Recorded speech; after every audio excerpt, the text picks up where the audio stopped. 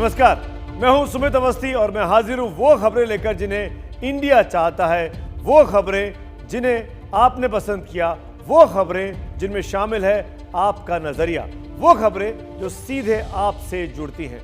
वादे के मुताबिक हम हाजिर हैं आपकी चुनी हुई खबरों के साथ। तो सबसे पहले देखते हैं क्या है आज की खबरों में इंडिया की पसंद।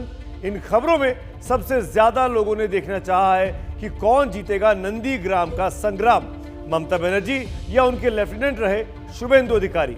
इसको 36% लोगों ने पसंद किया है। दूसरे नंबर पर केजरीवाल की देशभक्ति की पाठशाला है, जिसको 21% इंडिया देखना चाहता है। वहीं तीसरे नंबर पर उत्तराखंड में तख्ता पलट वाली खबर है, जिस पर 19% लोगों ने मुहर लगाई है। तो जैसा आपने चाहा हम उसी के हिसाब से आपकी पसंद की खबरों को आप तक पहुंचाते हैं, क्योंकि इसी बुलेटिन में आप खुद अपनी खबरें चुनते हैं, तय करते हैं। इसी कड़ी में आइए शुरुआत करते हैं आपके पसंद की पहली खबर, यानी नंदीग्राम के संग्राम से, जो बंगाल चुनाव का सबसे बड़ा बैटल ग्राउंड अगर आज की तारीख में कुछ है तो वो है नंदीग्राम। मुख्यमंत्री ममता बनर्जी नंदीग्राम से चुनाव लड़ रही हैं और कल हल्दिया जाकर अपना नामांकन करने वाली हैं। इसके लिए एक दिन पहले ही वो नंदीग्राम आज पहुंच गई। ममता ने कार्यकर्ताओं के साथ बैठक की। आज की रात वो नंदीग्राम में ही रहेंगी और इसके लिए बाकायदा एक घर किराए पर नंदीग्राम में लिया गया है। ममता के चुनाव लड़ने का यह अंदाज उनकी सीधी टक्कर लेने वाली छवि को दिखाता है और वो टक्कर उनके अपने ही पुराने साथी शुभेंदु अधिकारी से है। आज ममता ने मंत्रोच्चार कर मंच पर ही चंडी पाठ करते हुए बता दिया कि वो इस वोट युद्ध में धार्मिक प्रतीकों का धड़ल्ले से इस्तेमाल करने वाली है, और हां, चाय के बदले चाय भी। तृणमूल कांग्रेस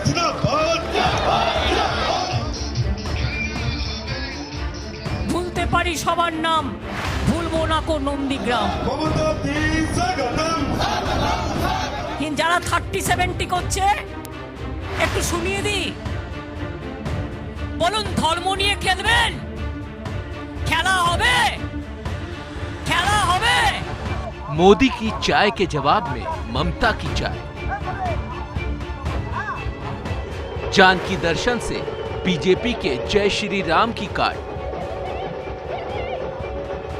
रैली में ममता का चंडी पाठ। देवी सर्वभूतेषु मातृरूपेण संस्थिता, नमस्तस्यै नमस्तस्यै नमस्तस्यै नमो नमो।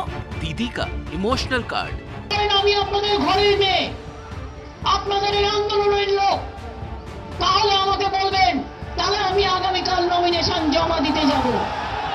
ममता का सियासी दाम। আমিও হিন্দু ঘরের মেয়ে, আমার সাথে হিন্দু কার্ড খেলতে যাবেন না। नंदीग्राम में ममता बनर्जी का हर वो अंदाज दिखा जिसके लिए वो जानी जाती हैं। नंदीग्राम का किला बचाने के लिए खुद मैदान में उतरी ममता ने पहले नंदीग्राम को पुराने दिनों की याद दिलाई। কোলাঘাটে আমার গাড়ি ঘিরে পেট্রোল বোমা মারবার জন্য পেট্রোল বোমা তৈরি করেছিল গভর্নর মাননীয় রাজ্যপাল গোপাল গান্ধী, আমার মনে আছে। আমাকে ফোন করলেন রাত্রি 2টোর সময়, ফোন করে বললেন, মমতাজি আপনি দয়া করে রাত্রিটা সরে যান, এরা মদ্যপ অবস্থায় আছে, উন্মাদ আছে। সেদিন সিপিএম বুঝতে পারেনি যে আমি কি করে স্কুটারে চড়ে চলে আসবো, ওরা সেটা বুঝতে পারেনি। फिर नंदीग्राम आने की वजह बताई। এখানকার এমএলএ কেউ ছিল না, রিজাইন করে চলে গেছিল পদত্যাগ করে। তখন নন্দীগ্রাম সিটটা খালি ছিল। খালি ছিল কি ছিল না? তখন কিন্তু আমি বলেছিলাম নন্দীগ্রামে যদি আমি দাঁড়াই কেমন হবে। আমি দেখলাম আপনারা কি বলেন, তো আপনারা বললেন খুব ভালো হবে। और फिर खेला अपना असल सियासी दांव। কেউ কেউ বলে বেড়াচ্ছেন আমি নাকি বাইরের লোক, আমি বাংলার লোক, বাইরের লোক হয়ে গেলাম। ভাই, আমিও হিন্দু ঘরের মেয়ে, আমার সাথে হিন্দু কার্ড খেলতে যাবেন না। আমি সকালবেলায় চণ্ডীপাঠ করে তবে কিন্তু বাড়ির থেকে বেরোই, এটা মনে রাখবেন। একটু আপনাদের শুনিয়ে দিই, যারা 30-70 করছে একটু শুনিয়ে দিই। पहली बार मैंने देखा ममता बनर्जी को कि मंच से चंडी पाठ, दुर्गा पाठ और संस्कृत में श्लोक पढ़ते हुए। राजनीति में ये सब होता है। दिल्ली के चुनाव में भी हमने अरविंद केजरीवाल को हनुमान चालीसा पढ़ते हुए देखा था। और पहली बार ममता को भी हमने नंदीग्राम में लोगों के बीच वही दुर्गा पाठ करते हुए भी देखा। भवानीपुर की सुरक्षित सीट छोड़कर नंदीग्राम से चुनाव लड़ने का बीजेपी का चैलेंज ममता ने स्वीकार तो कर लिया है, लेकिन उनके पुराने साथी और नंदीग्राम से विधायक शुभेंदु को हराना उनके लिए बहुत आसान नहीं दिखता। यही वजह है कि नंदीग्राम में दीदी ने डेरा डाल दिया है। यहाँ रहने के लिए ममता बनर्जी ने किराए पर एक घर भी ले लिया है।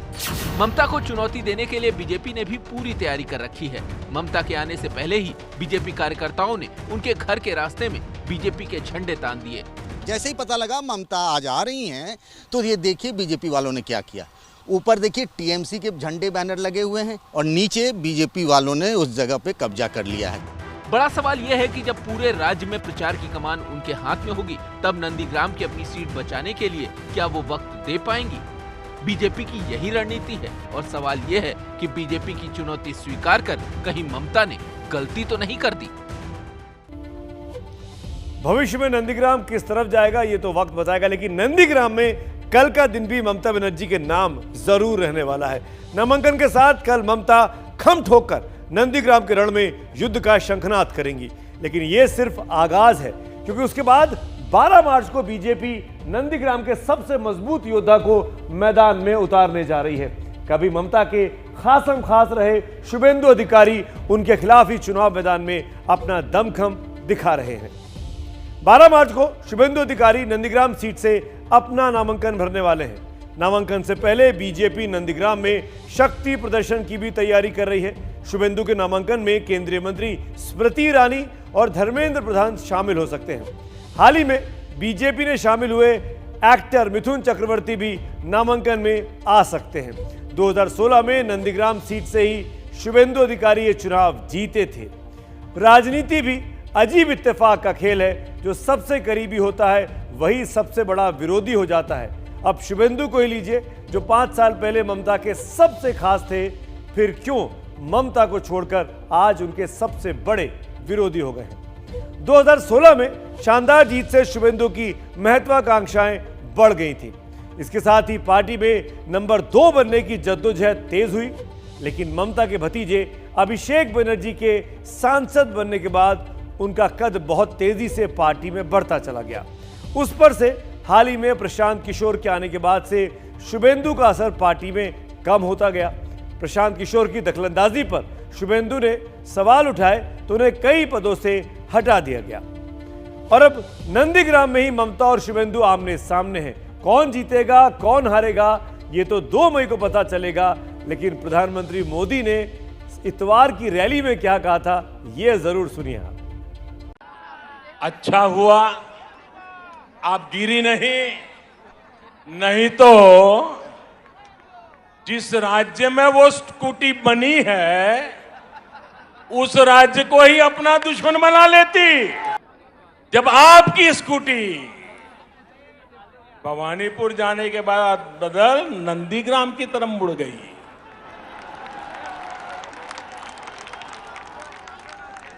अब दीदी हम तो हर किसी का भला चाहते, हम नहीं चाहते किसी को चोट आए, लेकिन जब स्कूटी ने नंदीग्राम में गिरना तय किया है तो हम क्या करें।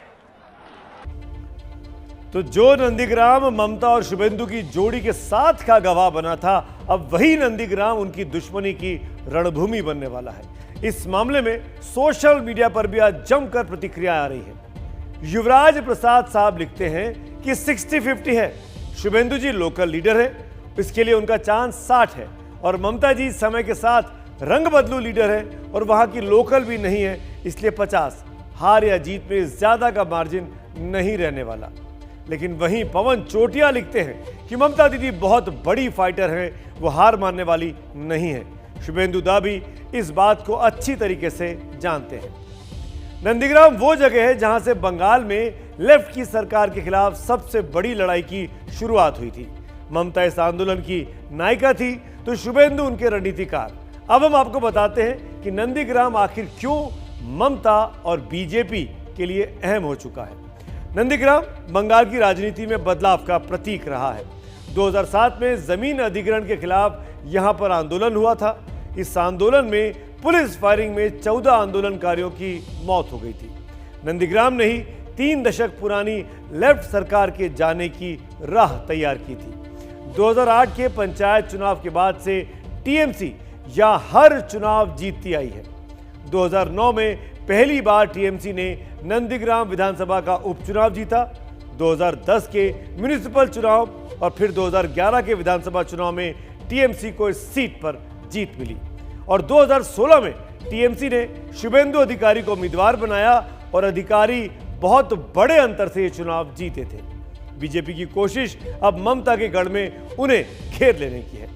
वैसे ममता को हराना शुभेंदु के लिए चैलेंज होगा, तो नंदीग्राम की लड़ाई ममता के लिए भी आसान नहीं होने वाली, क्योंकि दोस्त की बगावत का अक्सर जंग में भारी पड़ती है।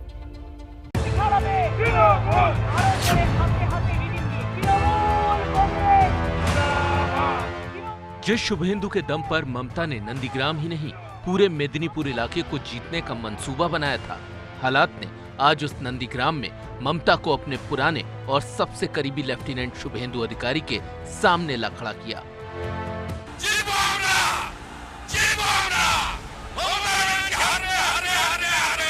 সারা পৃথিবীতে একটাই নাম থাকবে, মনে রাখবেন, নন্দীগ্রাম। নন্দীগ্রাম, নন্দীগ্রাম, তোমায় প্রণাম, তোমায় সালাম, তোমায় প্রণাম, তোমায় সালাম। नंदीग्राम किसी वक्त लेफ्ट का सबसे मजबूत गढ़ होता था। टीएमसी के नामलेवा वहां सिर्फ चुनाव हारने के लिए जाते थे। खुद शुभेंदु अधिकारी 20 साल पहले नंदीग्राम का संग्राम बुरी तरह हार चुके थे, लेकिन ममता ने अपना हौसला नहीं हारा था। इसीलिए 2007 में जब टाटा नैनो कंपनी के खिलाफ नंदीग्राम के किसानों ने आंदोलन शुरू किया, तो इसको भुनाने का आइडिया शुभेंदु के दिमाग में आया। वो ममता के चाणक्य भी बने और सेनापति भी। उस आंदोलन ने ममता को बंगाल का सबसे बड़ा नेता बना दिया, तो शुभेंदु राज्य में ममता के बाद सबसे ताकतवर नेताओं में शुमार होने लगे। लेकिन नंदीग्राम से चुनाव लड़ने की हिम्मत शुभेंदु नहीं जुटा पाए। हाँ, 5 साल पहले लड़े तो शानदार जीत हासिल की। 2016 के विधानसभा चुनाव में शुभेंदु को 1,34,623 वोट मिले थे। तब उन्होंने 40% वोटों के फासले से लेफ्ट के अब्दुल कवी को हराया था, जिनको 53,393 वोट मिले थे। इससे शुभेंदु का कद इस कदर बढ़ा कि वो ममता सरकार में प्रभावशाली कैबिनेट मंत्री बन गए। तब ममता के सपनों की फूल पत्ती को सींच रहे थे। आज उनकी हैट्रिक के अरमानों को उजाड़कर कमल खिलाने का दम भरते हैं। आप लाख ভোটে যদি মাননীয়াকে হারাতে না পারি, আমি রাজনীতি ছেড়ে দেব, আমি রাজনীতি ছেড়ে দেব, আপনি লিখে রাখুন। नंदीग्राम शुभेंदु के लिए अपना गढ़ बचाने की चुनौती है।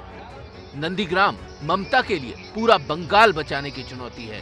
भवानीपुर की अपनी कंफर्म जीत मानी जाने वाली सीट छोड़कर अगर ममता नंदीग्राम से लड़ने के लिए आई, तो इसलिए कि उनकी बंगाल की सबसे बड़ी नेता की छवि कायम रहे। हम लड़ेंगे, हम करेंगे, हम जीतेंगे, मोदी को हराएंगे, भारत से हटाएंगे, बीजेपी को हटाएंगे, और जो हमसे टकराता है वो चूर चूर हो जाता है। जिस मेदिनीपुर इलाके में नंदीग्राम की सीट आती है, वहां 2019 के लोकसभा चुनाव में ही ममता की पकड़ काफी ढीली पड़ने लगी थी। तब उस इलाके की 13 सीटों में टीएमसी को सिर्फ 4 सीटें मिली और उस वक्त शुभेंदु ममता के साथ थे। आज हालात बदल गए हैं। इस चुनाव में नंदीग्राम का संग्राम बंगाल की राजनीति का प्रतीक बनेगा। नंदीग्राम बीजेपी और दीदी दोनों के लिए वो अग्निपथ है जिसे पार कर ही बंगाल की लड़ाई जीती जा सकती है।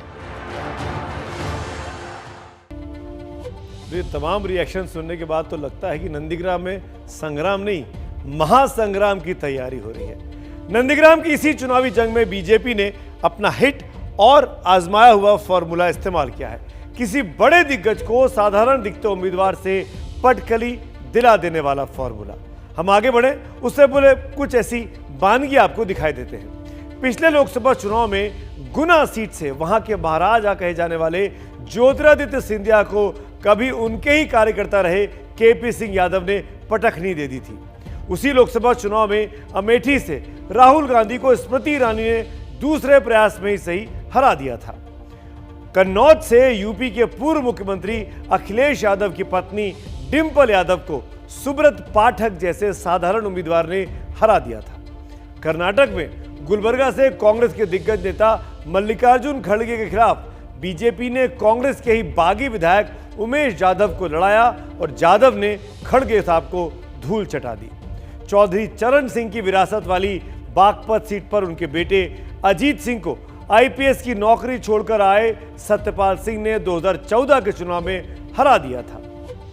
अब नंदीग्राम में ममता के सामने उनके ही बागी शुभेंदु हैं। अब हम आपको नंदीग्राम सीट का वोट समीकरण समझाने की कोशिश करते हैं। हम आपको बता दें कि ये आंकड़े जो आप देखने वाले हैं वो 2016 विधानसभा चुनाव के हैं।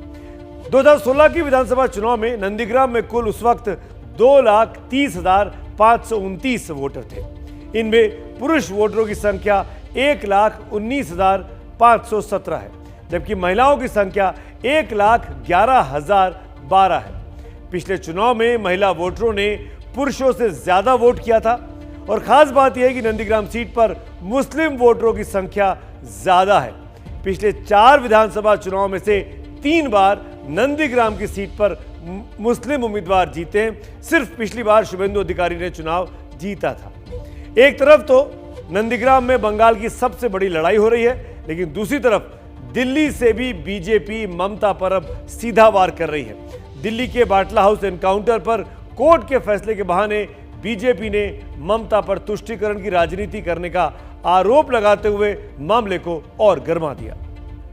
ममता बनर्जी जी 2013 में शाहजादे को जो एक्यूज थे उनको आजीवन कारावास हुआ और जो मुख्य अभियुक्त थे उनको आज आरिफ खान जुनैद को सजा हो गई। 15 को वो कितनी सजा होगी बताएंगे। ममता जी आपका क्या कहना है? क्योंकि आपने पब्लिक स्टेटमेंट में दिखा रहा हूं कि मैं पॉलिटिक्स छोड़ दूंगी। उनका अक्टूबर 18, 2008 का स्टेटमेंट एक्सप्रेस न्यूज सर्विस का रिकॉर्ड पर आप देख लें। सलमान खुर्शीद जी आपको क्या कहना है? अभी आपके आंसू निकल रहे हैं या सोनिया जी के निकल रहे हैं कि नहीं? आरिफ खान की सजा हो गई तो। और दिग्विजय सिंह जी आपको क्या कहना है? यह बहुत ही गंभीर सवाल है। तो केंद्रीय मंत्री रविशंकर प्रसाद जो आरोप लगा रहे हैं वो क्या सिर्फ चुनावी है? तो इसका जवाब है नहीं। हम आपको सुनाते हैं बाटला हाउस एनकाउंटर के बाद दीदी ने क्या कहा था और आज टीएमसी के सुर कैसे हो चुके हैं। इंसिडेंट से काउंटर हुआ है। एक कहने के लिए अगर कोई कहे कि तुम्हारा गर्दन ले लेंगे, हम गर्दन लेने के लिए कह रहे हैं, लेकिन एक बात सच है, फेक काउंटर हुआ है। अगर फेक काउंटर नहीं हुआ है तो हम राजनीति नहीं करेंगे। सरकार का काम किया, कोर्ट अपना काम किया, पुलिस अपना काम किया। ममता जी सवाल उठाए थे, दूसरे लोग भी दुखी थे कि यंग लोग मारे गए। तो ये 12 साल 13 साल के बाद इसको उठाना मतलब बीजेपी के पास मुद्दा नहीं है, पुराने सब बातें उठा रहे हैं। और ये अब हम आपको बताते हैं बाटला हाउस के उस बड़े फैसले के बारे में जिसको लेकर अब राजनीतिक रार छिड़ी हुई है। सितंबर 2008 में दिल्ली के बाटला हाउस में दिल्ली पुलिस की स्पेशल सेल के एनकाउंटर में 2 आतंकी मारे गए थे। एनकाउंटर के दौरान स्पेशल सेल के इंस्पेक्टर मोहन चंद शर्मा भी शहीद हुए थे। बाटला एनकाउंटर पर कांग्रेस समेत कई दलों ने उस वक्त सवाल उठाए।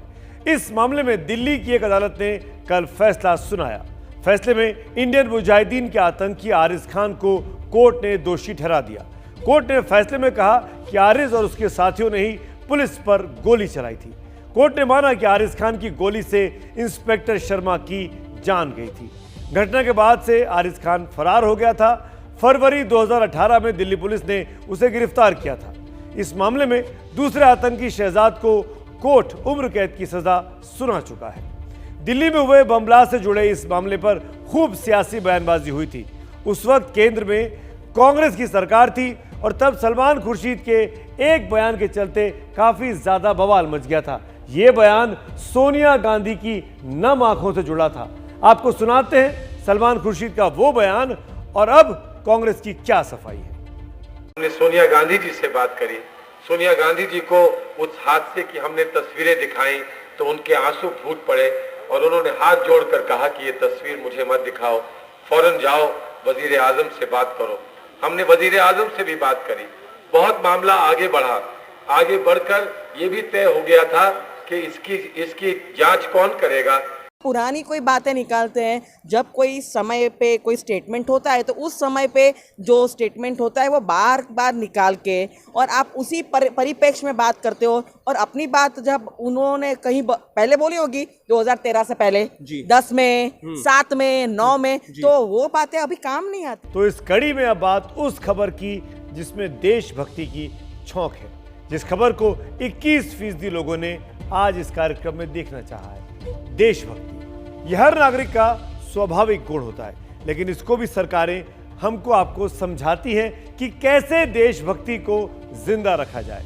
उस कड़ी में आज दिल्ली में केजरीवाल सरकार ने अपना बजट पेश किया, तो उसमें देशभक्ति के लिए इतनी बातें थी, इसको देशभक्ति का बजट ही बता दिया। आजादी के 75 वर्ष पूरे होने पर दिल्ली सरकार जोर शोर से आयोजन करेगी।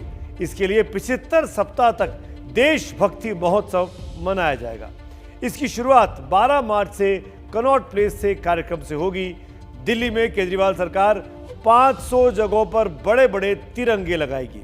इसके लिए बजट में 45 करोड़ रुपए का प्रस्ताव रखा गया है। शहीद भगत सिंह पर कार्यक्रमों के लिए 10 करोड़ रुपए का प्रस्ताव है। डॉक्टर भीमराव अंबेडकर पर कार्यक्रमों के लिए 10 करोड़ रुपए का प्रस्ताव रखा गया है। स्कूलों में देशभक्ति पाठ्यक्रम की शुरुआत की जाएगी और इसके लिए रोजाना एक पीरियड देशभक्ति की क्लास का होगा। बात सुनने में तो बेहद अच्छी लग रही है, लेकिन सवाल है कि इसके राजनीतिक मायने क्या हैं। अब तक बीजेपी राष्ट्रवाद और देशभक्ति की एग्रेसिव ब्रांडिंग करती थी, लेकिन अब केजरीवाल की सरकार और पार्टी भी इसी ब्रांडिंग में दाखिल हो रही है। ऐसे में बीजेपी आपके कदमों को नाटक करार दे रही है।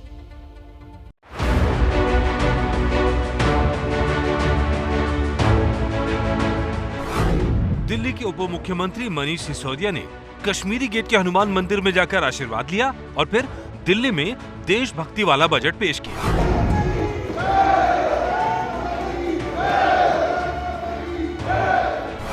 59,000 करोड़ के बजट में वैसे तो कई बातें थी, लेकिन केंद्र में थी देशभक्ति। मौका आजादी की 75वीं वर्षगांठ का हो तो जश्न और समारोह में हैरानी नहीं होनी चाहिए, पर आम आदमी पार्टी ने अपने बजट में देशभक्ति की ठीक वैसी ही ब्रांडिंग कर दी जैसी बीजेपी अब तक किया करती थी। जैसे दिल्ली में 500 तिरंगे फहराए जाएंगे ताकि घर से निकलते ही देशभक्ति का जज्बा जगे। बीजेपी ने इसे ड्रामा करार दिया। आसमान की ऊंचाइयों में लहराते इन 500 तिरंगों के साथ हम अपनी दिल्ली को आजादी के 75वें साल में इस तरह से सजाएंगे कि आप दिल्ली में भले ही 1 या 2 किलोमीटर अपने घर से बाहर जाने के लिए निकलें, आपको कहीं शानदार तिरंगा लहराता हुआ नजर आए और आपके अंदर देशभक्ति की ज्वाला भड़क उठे। पूरा हिंदुस्तान तिरंगा झंडा फहराता है, 26 जनवरी को फहराता है, 15 अगस्त को फहराता है, और भारत सरकार ने सबको अनुमति दे रखी है कि आप अपने घर पर शान के साथ तिरंगा झंडा फहराइए। क्या हिंदुस्तान के लोगों को अरविंद केजरीवाल तिरंगा झंडा फहराना सिखाएगा क्या? दिल्ली सरकार ने इंतजाम कर दिया है कि मार्च से शुरू होकर आजादी का जश्न पूरे 75 हफ्ते चले। छात्रों की किताब में एक चैप्टर देशभक्ति पर होगा। बीजेपी पूछ रही है क्या आम आदमी पार्टी इसमें सर्जिकल स्ट्राइक की बातें करेगी? देशभक्ति बजट इसलिए भी क्योंकि हमारी सरकार ने यह तय किया है कि हम आजादी के 75वें वर्ष को अपने शहीदों को श्रद्धा पूर्वक याद करते हुए और उनके सपनों को आगे बढ़ाने के संकल्प के साथ इस पूरे वर्ष को धूमधाम से आन बान के साथ मनाएंगे। जब हमारी एयरफोर्स ने एयर स्ट्राइक की और हजारों आतंकवादियों को मौत के घाट उतार दिया, जब हमारे 40 जवान शहीद हुए थे, तो अरविंद केजरीवाल ने जो कार्रवाई हमारी फौज ने की, हमारी एयरफोर्स ने की, उसके ऊपर जो सवाल उठाया था और पाकिस्तान सरकार ने स्वीकार कर लिया कि हाँ, जो 40 जवान शहीद हुए थे उसमें पाकिस्तान गवर्नमेंट का हाथ था। तो अरविंद केजरीवाल पहले देशभक्ति की जो बात कर रहे हैं, पहले उसके लिए माफी मांगे। अब तक हिंदुत्व और देशभक्ति के मुद्दे पर बीजेपी दूसरी पार्टियों को घेरा करती थी, लेकिन अब आम आदमी पार्टी पूरी तरह बीजेपी मॉडल पर आ गई है। यानी आने वाले दिनों में आम आदमी पार्टी अपने सॉफ्ट हिंदुत्व, देशभक्ति और विकास के मॉडल के सहारे बीजेपी के वोट बैंक में सेंध लगाती नजर आ सकती है। केजरीवाल का दावा है कि उन्होंने दिल्ली को रोल मॉडल बना लिया है। दिल्ली में जो होता है उसे लेकर ही वो पूरे देश में जाते हैं। आम आदमी पार्टी की दिल्ली में सरकार है, पंजाब में 20 विधायक हैं, लोकसभा में 1 और राज्यसभा में 2 सांसद हैं। लेकिन केजरीवाल की उम्मीद बड़ी है, वो 6 राज्यों में चुनाव लड़ना चाहते हैं। हाल ही में सूरत में आम आदमी पार्टी दूसरे नंबर की पार्टी बनी थी और अब सवाल है कि केजरीवाल का सियासी मकसद आखिर है क्या। बीजेपी ने देशभक्ति को बहुत होशियारी से एक चुनावी मुद्दा बना दिया। ऐसे में बीजेपी से लड़ने के लिए केजरीवाल उसके ही हथियार को इस्तेमाल कर सकते हैं। आपको याद होगा कि बीजेपी की भक्ति शक्ति के जवाब में पिछले चुनाव में वो भी हनुमान चालीसा पढ़ रहे थे। बीजेपी ने विकास और राष्ट्रवाद को लोगों के सामने पेश किया तो केजरीवाल शायद उसी तर्ज पर दिल्ली के विकास मॉडल के साथ देशभक्ति को अपना सियासी हथियार बनाना चाहते हैं। जिस तरह कांग्रेस हर जगह कमजोर होती जा रही है, उसमें केजरीवाल ने अपने लिए संभावनाओं का एक नया दरवाजा खोलने की कोशिश की है। पिछले साल के मुकाबले बढ़ा पाएंगे कि कम होगा बजट, लेकिन मुझे बेहद खुशी है कि पिछले साल का बजट एस्टीमेट 65,000 करोड़ था और इस साल का बजट एस्टीमेट 69,000 करोड़ था, जो कि पिछले साल के मुकाबले लगभग 6% ज़्यादा है। तो पिछले साल के मुकाबले बढ़ोतरी हुई है, इतनी कठिन परिस्थितियों के अंदर बढ़ोतरी हुई है। ये मैं इसके लिए दिल्ली के लोगों का खासकर धन्यवाद देना चाहता हूँ, जिन्होंने अपनी सरकार के ऊपर भरोसा किया और इतनी कठिन परिस्थितियों के अंदर भी उन्होंने पूरा अपना टैक्स दिया, अपनी जिम्मेदारी पूरी की, जिससे कि सरकार चल रही है और अच्छे से चल रही है। दरअसल देशभक्ति की कई व्याख्याएं होती हैं। कहीं कहा जाता है कि हर तानाशाह पहले देशभक्ति का ही दम भरता है, तो कहीं यह एहसास दिलाया जाता है कि देशभक्ति न हो तो देश को एकता की डोरी में बांधना मुश्किल होगा। वैसे देशभक्ति के प्रतीकों को संजोग भी जाता है और उस पर राजनीति भी होती है। भारत माता की, भारत माता की, भारत माता की, वंदे वंदे वंदे वंदे। ये सिर्फ 2 शब्द नहीं है, बल्कि धड़कनों में दौड़ने वाले वो जज्बात हैं जिनसे देशभक्ति को मापा जाता है। भारत माता की। गंगा ये पानी की धारा नहीं है। प्रधानमंत्री नरेंद्र मोदी के इन नारों की उंगली पकड़कर आप 7 साल पहले चलिए, जब 2014 के लोकसभा चुनाव की तैयारी चल रही थी। हर मोदी, हर हर मोदी, हर हर मोदी। मोदी बीजेपी की तरफ से प्रधानमंत्री पद के उम्मीदवार थे हर हर मोदी और वाराणसी से अपना भाग्य आजमा रहे थे। तब उन्होंने नेताजी सुभाष चंद्र बोस की फौज में कर्नल रहे नेताजी के ड्राइवर और बॉडीगार्ड निजामुद्दीन को मंच पर बुलाकर उनका सम्मान किया। उस सम्मान में पैर तक छुए।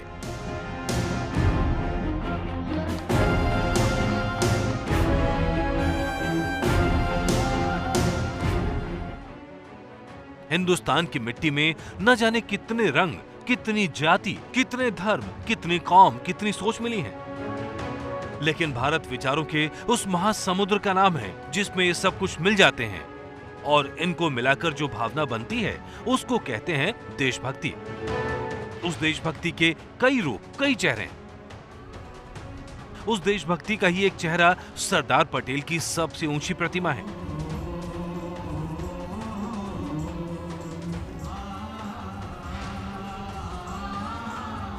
उस देशभक्ति का ही एक चेहरा घर की दीवारों पर सजी किसी गांधी, किसी नेताजी की तस्वीर है। और उस देशभक्ति का ही रूप यह है कि सेना के जांबाजों के लिए हर हिंदुस्तानी का माथा सम्मान में झुक जाता है। और कई बार इसी जज्बे की चुनावी झलक भी दिखाई पड़ती है। कांग्रेस के स्वभाव में लोकतंत्र का नामो निशान नहीं। इस परिवार में तो दूर दूर तक भी लोकतंत्र से कोई लेना देना नहीं है और इसलिए लोकतंत्र की हर बात को नकारने के, इनकार करने के वो मौके ढूंढते रहते हैं। भारत माता की, हिंदुस्तान का हर नागरिक इस देशभक्ति की एक मिसाल है। हर जुबान से निकलने वाली भारत माता की जय हमारे विश्वास को देशभक्ति की एक डोर में बांधती है। वंदे मातरम, वंदे मातरम। और इसीलिए कोई भारत माता की जय पर शक करता है तो उस पर विश्वास की मोहर वाली इंकलाबी आवाज भी उठती है। मोहन भागवत साहब, मैं नहीं लगाता नारा, क्या करते आप? मेरे गले में छुरी भी रख देंगे तो नहीं बोलूंगा मैं, क्योंकि हिंदुस्तान के कॉन्स्टिट्यूशन में कहीं पर भी लिखा हुआ नहीं है भारत माता की जय बोलना। मैं ये जानने में इंटरेस्टेड नहीं हूं कि भारत माता की जय कहना मेरा कर्तव्य है कि नहीं, ये मैं जानना भी नहीं चाहता, इसलिए कि ये मेरा कर्तव्य नहीं, मेरा अधिकार। और मैं कहता हूं भारत माता की जय, भारत माता की जय, भारत माता की जय। धड़कनों की आवाज सुनाई नहीं पड़ती, लेकिन वो होती है, और वो है तभी हम जिंदा हैं। वैसे ही देशभक्ति दिखे या ना दिखे, अगर वो है तो वतन का इकबाल जिंदा रहता है। दरअसल आपका अपना ये शो इंडिया चाहता है में हम बार बार कहते हैं कि देश सिर्फ सीमाओं से नहीं बनता, देश बनता है अपने नागरिकों से, उनकी भावनाओं से, उनकी धड़कन से। इसीलिए उनकी समस्याओं का हल निकालना ही असली देशभक्ति है।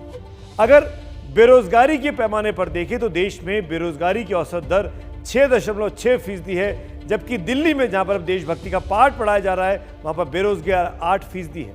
देश में 51,445 लोगों पर एक अस्पताल है तो दिल्ली में 2,12,513 लोगों पर एक अस्पताल है। स्कूल छोड़ने के आंकड़े अगर उपलब्ध है तो वो 2019 के हैं। उसके मुताबिक देश में प्राइमरी स्कूल छोड़ने की दर 4.5% है, जबकि दिल्ली में प्राइमरी स्कूल छोड़ने की दर 0% है। सेकेंडरी यानी 10वीं तक देश में 17.9% छात्र पढ़ाई छोड़ देते हैं, जबकि दिल्ली में यह आंकड़ा 14.9% पर है। गरीबी के पैमाने पर नजर डालें तो देश में गरीबी 21.92% है तो दिल्ली में 9.91% है। इसे आंकड़े में देखें तो देश भर में 26.98 करोड़ गरीब हैं, जबकि दिल्ली में काफी कम, ये 16.96 लाख है। लेकिन जब आय के पैमाने पर देखते हैं तो देश की राजधानी दिल्ली के आंकड़े बेहतर नजर आते हैं। देश में प्रति व्यक्ति आय 1.2 लाख रुपए के आसपास है, जबकि दिल्ली में प्रति व्यक्ति आय करीब 3.5 लाख रुपए के ऊपर है। इन आंकड़ों को देखने के बाद आप सोच रहे होंगे कि असल मुद्दे क्या है। क्या इलाज के लिए एड़ियां रगड़ रगड़ कर मरता हुआ शख्स किसी आदर्श देश का नागरिक हो सकता है? इस बारे में सोशल मीडिया पर भी लोगों की राय से आपको अब रूबरू करा देते हैं। ट्विटर पर कृष्ण कुमार वाजपेयी कहते हैं, ये देशभक्ति नहीं, राजनीति की पाठशाला चलाएंगे और कुछ नहीं। इसी तरीके से एक और यूजर डॉक्टर विवेक रंजन केजरीवाल के फैसलों की तारीफ करते नजर आए। उन्होंने कहा कि best education policy, best health facility, best economic government, वो परफेक्ट नहीं है पर दूसरे नेताओं से बेहतर है। अब इसमें लोग क्या कहते हैं ये भी जरा ध्यान से सुनिए। जैसे यहाँ पे रात के टाइम सेफ नहीं है, पहले वो एक मुद्दा बड़ा ज़्यादा, रात के टाइम लेडीज़ वगैरह गर्ल्स वगैरह जा नहीं सकती। दिल्ली का नाम बड़ा ज़्यादा बदनाम हो चुका है कि रात को दिल्ली में लूट लेते, जैसे हम बाहर से हैं। अच्छी बात है, देशभक्ति के साथ साथ उनको और भी चीज़ें दिखाएंगे, मैनर्स लाइक सफाई, ये वो सब देश के प्रति जागरूकता, अच्छी बात है बहुत। तो मैं तो चाहता हूँ कि सबसे पहले तो स्कूलों के ऊपर ध्यान दिया जाए, और उसके बाद जैसे हेल्थ लाइन हुई उसके ऊपर ध्यान दिया जाए। तो देशभक्ति वाले बजट पर आपने लोगों की राय सुनी। अब देखिए दिल्ली ने आज के अपने बजट में कहां पर और पैसा खर्च किया है। दिल्ली के उप मुख्यमंत्री मनीष सिसोदिया ने 7वीं बार दिल्ली का यह बजट पेश किया है। दिल्ली सरकार ने 69,000 करोड़ रुपए का बजट पेश किया। शिक्षा पर 16,377 करोड़ रुपए खर्च किए जाएंगे। स्वास्थ्य पर 9,934 करोड़ रुपए खर्च होंगे। इंफ्रास्ट्रक्चर 9,394 करोड़ रुपए खर्च किए जाएंगे और गरीबों के लिए मकान 5,328 करोड़ रुपए, अनधिकृत कॉलोनियों के विकास पर 1,550 करोड़ रुपए खर्च किए जाने का प्रस्ताव इस बजट में किया गया है। संसद देश की पवित्र जगह है, ये लोकतंत्र का सबसे बड़ा मंदिर है, लेकिन यहां भी असंसदीय शब्द, असंसदीय जुमले अक्सर बोले जाते हैं। आज आलम यह है कि असंसदीय शब्दों और जुमलों की संख्या करीब करीब 2000 हो गई है। संसद में उन लोगों, संगठनों, संस्थाओं का नाम लेने की इजाज़त नहीं होती है जो सदन के सदस्य नहीं हैं। साथ ही जो लोग अपने खिलाफ लगे आरोपों का जवाब देने के लिए मौजूद नहीं होते, उनका भी नाम नहीं लिया जाता। संसद में पप्पू के बाद बाल बुद्धि सांसद बोलना भी अब असंसदीय हो गया है। इतना ही नहीं, 2G, 3G और जीजा जी ये कहकर भी संसद में तंज अब नहीं कसा जा सकता। 20 मई 2014 को जब संसद की सीढ़ियों पर प्रधानमंत्री नरेंद्र मोदी चढ़ रहे थे तो उससे पहले संसद के सजदे में वो वैसे ही झुक गए जैसे कोई भक्त मंदिर में अपना सिर झुकाता है। ये बताने के लिए काफी है कि संसद की मर्यादा क्या है, लेकिन ये मर्यादा अक्सर तार-तार हो जाती है जब इसके सदस्य ही असंसदीय भाषा का इस्तेमाल करते हैं। ताजा मामला 12 फरवरी का है, जब जबलपुर से बीजेपी सांसद राकेश सिंह ने आम बजट पर चर्चा करते हुए एक ऐसे शब्द का इस्तेमाल 4 बार किया जिसे असंसदीय बताना पड़ा। मेरा अनुभव, अपना अनुभव ये है कि सदन में जो सदस्य पहली बार भी चुनकर आता है वो इस बात को जानता है कि ये सदन परंपराओं और नियमों से चलता है। लेकिन अगर कोई 4 बार के चुन के आया हुआ सांसद अगर इस बात को नहीं जानता तो ये सदन की गलती नहीं है महोदय, लेकिन वो नहीं जानता चलेगा, हमें इसमें ऐतराज नहीं है।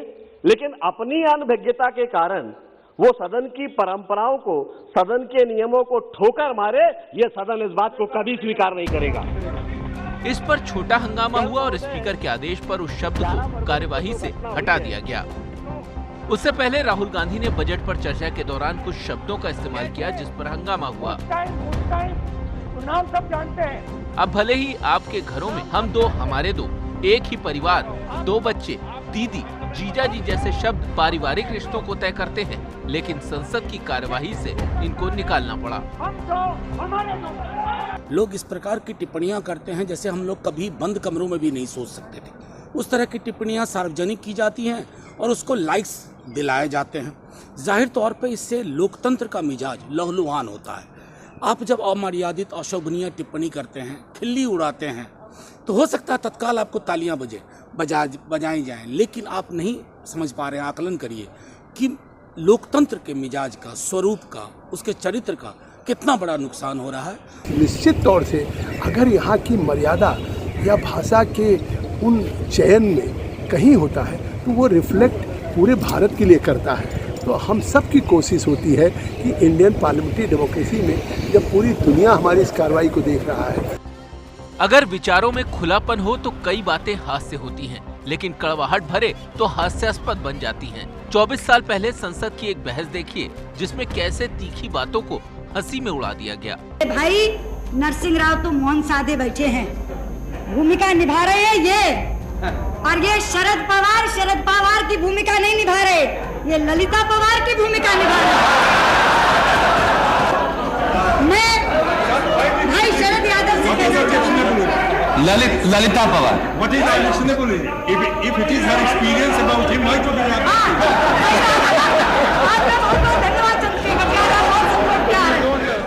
लोकसभा कार्यवाही नियमावली की नियम संख्या 380 में लोकसभा अध्यक्ष को इस बात का अधिकार दिया गया है कि वो अगर किसी शब्द को अमर्यादित या गलत मानते हैं तो उसे सदन की कार्यवाही से हटा सकते हैं। यानी दोनों सदनों के सांसदों का ये मानना तो जरूर है कि संसद भवन में कोई भी बात मर्यादा के दायरे में रहकर ही की जानी चाहिए, क्योंकि संसद भवन पहुंचने वाले सांसद देश के 130 करोड़ से ज्यादा लोगों का प्रतिनिधित्व तो करते ही हैं। उसके साथ ही देश के संसद में कही जाने वाली बात सिर्फ देश ही नहीं बल्कि दुनिया भर में देखी और सुनी जाती है, और अगर भाषा अमर्यादित होती है तो उससे देश की छवि को भी नुकसान पहुंचता है और संसद की गरिमा भी गिरती है। सहयोगी प्रशांत वर्मा के साथ अंकित गुप्ता, एबीपी न्यूज, दिल्ली। तो पप्पू, जीजा जी, 2G, अब ये सब असंसदीय शब्द हो चुके हैं। बिना अब शब्द कहे भी अपनी बात कही जा सकती है। जिस संसद में असंसदीय शब्द बढ़ते जा रहे हैं, उसी संसद में ऐसी मिसाल तमाम सांसदों ने पेश भी की है। पंडित नेहरू देश के प्रधानमंत्री थे।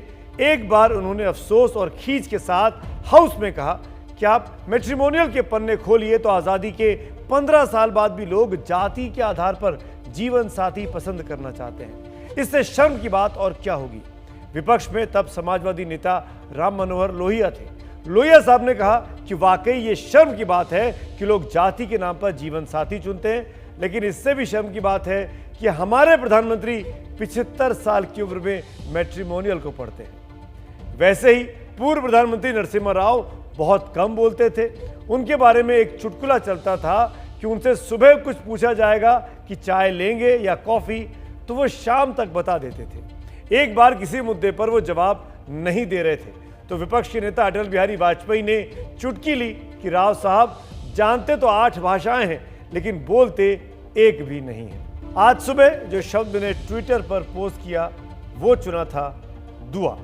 इस शब्द के लिए मुझे ढेरों संदेश मिले हैं। आपके उनमें से 2 संदेश आपको दिखाते हैं। विकास सैनी साहब लिखते हैं, सर झुकाने की खूबसूरती भी क्या कमाल की होती है, धरती पर सर रखा और दुआ आसमान में कबूल हो जाती है। अर्पित गोयल ने लिखा है कि दुआएं फकीर की भी पूरी हो जाती हैं, ख्वाहिशें राजा की भी अधूरी रह जाती हैं। दुआ में बहुत बड़ी ताकत होती है। दुनिया में शायद ही कोई ऐसा हो जो ऊपर वाले से दुआ ना करता हो। कभी अपने लिए भी करता है तो कभी दूसरों के लिए दुआ करते हैं। कहते हैं ना कि सच्चे दिल से मांगो तो दुआ कबूल जरूर होती है।